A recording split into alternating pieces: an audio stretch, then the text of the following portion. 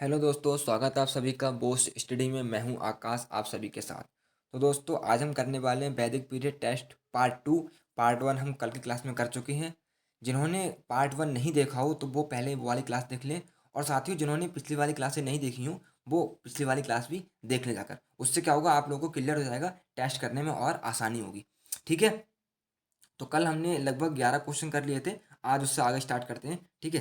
तो मैं क्वेश्चन दे रहा हूँ आपको, कोशिश करना आप तुक्का ना लगाएं। अपना जो आपका आंसर लगे वही आंसर लगाना है। ठीक है। तो क्वेश्चन नंबर वन ये रहा। क्वेश्चन नंबर वन क्या है कि भूगज कोई महत्वपूर्ण है क्योंकि। बताइए क्या आंसर होगा इसका, क्यों महत्वपूर्ण है। Option A, B, C, D में से कौन सा आंसर होगा।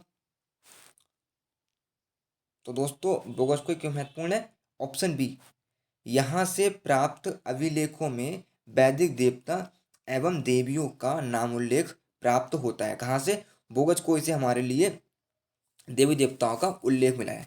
ठीक है। एशिया माइनर स्थित, कहाँ पे, एशिया माइनर में बोगज कोई से 14वीं शताब्दी ईसा पूर्व के अभिलेखों में ऋग्वेद काल के देवताओं इंद्र, वरुण, मित्र और नासत्य का उल्लेख मिलता है। ठीक है साथियों। क्वेश्चन नंबर सेकंड देखिए, निम्नलिखित में से किसने आर्यों के आदि देश के बारे में लिखा था। सरल क्वेश्चन है, बता सकते हैं आप सभी लोग आसानी से। साथियों, ये क्वेश्चन ऐसे उठकर आएंगे एग्जाम में डायरेक्ट। ये मैंने वही क्वेश्चन लिए हैं जो किसी न किसी एग्जाम में पहले से आए हुए हैं। तो बताइए क्या आंसर होगा इसका। ऑप्शन ए, बी, सी या डी। तो इसका आंसर क्या होगा साथियों, तिलक। बाल गंगाधर तिलक ने आर्यों के आदि देश के बारे में बताया था। बाल गंगाधर तिलक ने आर्यों का आदि देश किसे बताया था, उत्तरी ध्रुव को। किसे बताया था, उत्तरी ध्रुव को। किंतु किंतु तिलक का यह मत इतिहासकारों में मान्य नहीं है। तिलक ने बताया था कि आर्य स्टार्टिंग में कहाँ से आए थे, उत्तरी ध्रुव से आए थे। क्वेश्चन नंबर 14 कौन सा क्वेश्चन है। उत्तर वैदिक काल में किनको आर्य संस्कृति का धुर समझा जाता था। बताइए क्या आंसर होगा इसका। ए, बी, सी या डी। तो साथियों, इसका आंसर होगा क्या, सी। क्या होगा इसका आंसर, कुरु और पांचाल। उत्तर वैदिक काल में नगरीकरण की प्रक्रिया आरंभ हो चुकी थी। साथियों, आप सभी लोगों को पता है कि ऋग्वैदिक काल था वो कौन सा था, ग्रामीण। लेकिन ऋग्वैदिक काल के समाप्त होने के बाद उत्तर वैदिक काल स्टार्ट हुआ, और धीरे धीरे ग्रामीण जो सभ्यता थी वो नगरीकरण में बदलने लगी थी। तो कुरु और पांचाल इस समय के प्रमुख नगर बन गए थे। कौन कौन से, कुरु और पांचाल। तथा यह नगर उत्तर वैदिक सभ्यता के मुख्य केंद्र या धुर थे। क्या थे, इन्हें हम केंद्र या धुर भी कह सकते हैं, केंद्र को धुर भी कह सकते हैं। ठीक है।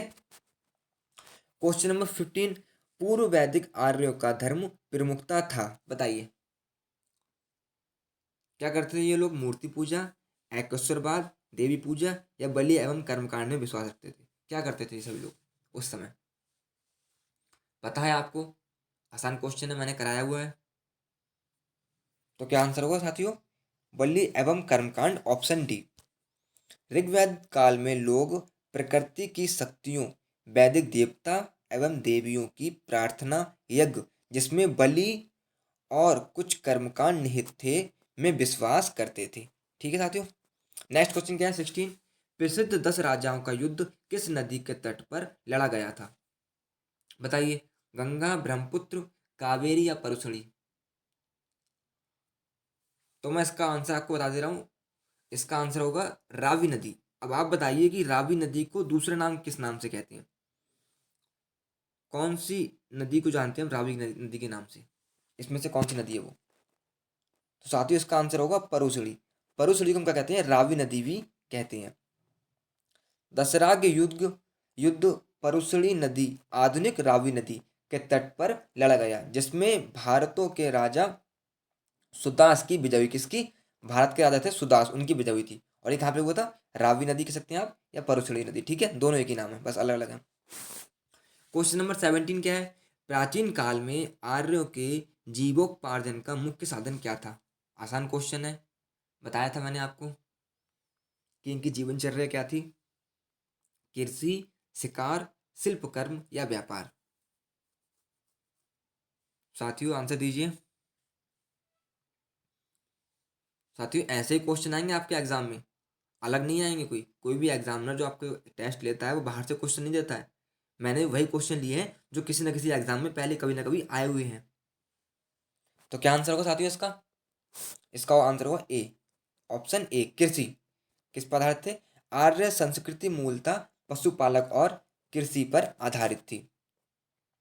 ऋग्वेद में कई मंत्रों में कृषि तथा उसके कार्यकलापों का वर्णन है। अच्छी कृषि के लिए वर्षा की कामना की गई थी। किससे करते थे कामना? इंद्रदेव से। किससे करते थे? इंद्रदेव से। और इसलिए कृषि प्रधान संस्कृति था इनका उत्तर वैदिक काल में। क्वेश्चन नंबर 18 क्या है? वैदिक युग में प्रचलित लोकप्रिय शासन प्रणाली क्या थी? बताइए साथियों। इसका भी आंसर सरल है, आप बता सकते हैं। अगर आप सही से ऑप्शन पढ़ें तो आप आराम से इसका आंसर लगा पाएंगे। निरंकुश, प्रजातंत्र, गणतंत्र या वंश परंपरागत राजतंत्र। क्वेश्चन एक बार दोबारा से पढ़ लीजिए आराम से, फिर आंसर दीजिए। कोई भी क्वेश्चन आप में जल्दबाजी मत करा करना, वरना क्वेश्चन क्या होता है, गलत हो जाता है। वैदिक युग में प्रचलित लोकप्रिय शासन प्रणाली क्या पूछ रहा है वो? शासन प्रणाली पूछ रहा है साथियों। यहां से क्वेश्चन देखिए आप, क्या थी? तो इसका आंसर होगा डी, वंश परंपरागत राजतंत्र प्रणाली थी। वैदिक काल में प्रचलित लोकप्रिय शासन प्रणाली वंश परंपरागत राजतंत्र प्रणाली थी। यद्यपि जनता द्वारा चुनाव के भी कुछ उदाहरण मिलते हैं, लेकिन थी क्या? थी वंश परंपरागत राजतंत्र प्रणाली। ठीक है। क्वेश्चन नंबर 19 देखिए क्या है? आयुर्वेद अर्थात जीवन का विज्ञान का उल्लेख सर्वप्रथम किस में मिलता है? बताइए किस में मिलता है? आरण्यक में, सामवेद में, यजुर्वेद में, अथर्ववेद में। आयुर्वेद होता है ना जो आदमी हमारे बाबा रामदेव की दवा आती है आयुर्वेद नाम से, बताइए तो वो आयुर्वेद का सर्वप्रथम उल्लेख किस में मिलता है? तो इसका आंसर साथियों क्या होगा? इसका आंसर होगा ऑप्शन डी, जी हाँ, अथर्ववेद में। अथर्ववेद में सामान्य मनुष्यों के विचारों तथा अंधविश्वासों का विवरण मिलता है। मैंने कल बताया था आपको इसके बारे में। इसमें विभिन्न विषयों यथा रोग निवारण, सामान्य राजभक्ति, विवाह तथा प्रण गीतों आदि का विवरण सुरक्षित है। क्वेश्चन नंबर 20, श्रीमद् भागवत गीता मौलिक रूप से में किस भाषा में लिखी गई थी? ज़्यादा कठिन क्वेश्चन नहीं है, आसानी से बता सकते हैं आप कि किस भाषा में लिखी गई थी। और दोस्तों अगर इस क्वेश्चन का आंसर नहीं मालूम हो तो बहुत ही गलत बात है। इसका मतलब आपको बहुत मेहनत की जरूरत है अभी तैयारी करने की, अगर इसका आंसर आपको नहीं मालूम है तो किस में लिखी गई थी? श्रीमद् भागवत गीता, जी हाँ, ऑप्शन ए, संस्कृत में। किस में लिखी गई थी? ऑप्शन ए, संस्कृत में लिखी गई थी। श्रीमद् भागवत गीता मौलिक रूप से संस्कृत भाषा में लिखी गई थी। यह प्राचीन धार्मिक ग्रंथ महाभारत का ही एक भाग है। किसका भाग है? महाभारत का एक भाग है श्रीमद् भागवत गीता। क्वेश्चन नंबर 21, सत्यमेव जयते शब्द किस उपनिषद से लिया गया है?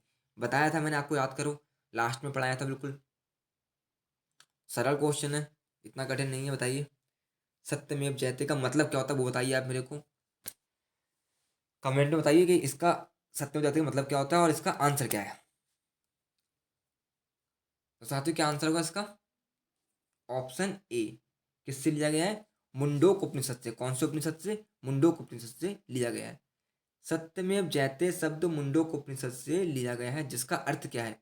इसका अर्थ है सत्य की ही विजय होती है। किसकी विजय होती है? आपने देखा होगा नहीं, हमारे जो पुलिस पे लिखा होता है सत्यमेव जयते, यह भारत के राज चिन्ह पर अंकित है। किस पर? भारत के राज चिन्ह पर। क्वेश्चन नंबर 22, वैदिक काल के प्रारंभ में किसे महत्वपूर्ण मूल्यवान संपत्ति समझा जाता था? बताइए किसे महत्वपूर्ण मूल्यवान संपत्ति समझा जाता था? भूमि को, गाय को, स्त्रियों को या जल को? बताइए दोस्तों इसका आंसर क्या होगा? तो साथियों इसका आंसर होगा गाय को। कैसे? ऑप्शन बी, जी हाँ, वैदिक काल के प्रारंभ में गाय को महत्वपूर्ण संपत्ति समझा जाता था। इस काल में गाय मुख्यतः विनिमय का माध्यम होती थी। ऋग्वेद में कुछ सूक्तों में गाय को देवता के रूप में कल्पित किया गया है, यानी कि वो लोग गाय की पूजा भी करते थे। तो साथियों आज का टेस्ट हम यहीं पे कंप्लीट करते हैं और कल हम आगे पढ़ेंगे अब। ठीक है, तो जिन्होंने साथियों अभी तक सब्सक्राइब नहीं किया वो सब्सक्राइब कर लें, लाइक कर दें और क्लास को शेयर कर दें अपने सभी साथियों के साथ, ताकि वो भी इस टेस्ट को लगा सके। ठीक है, तो मिलते हैं कल इसी टाइम इसी समय। ठीक है साथियों।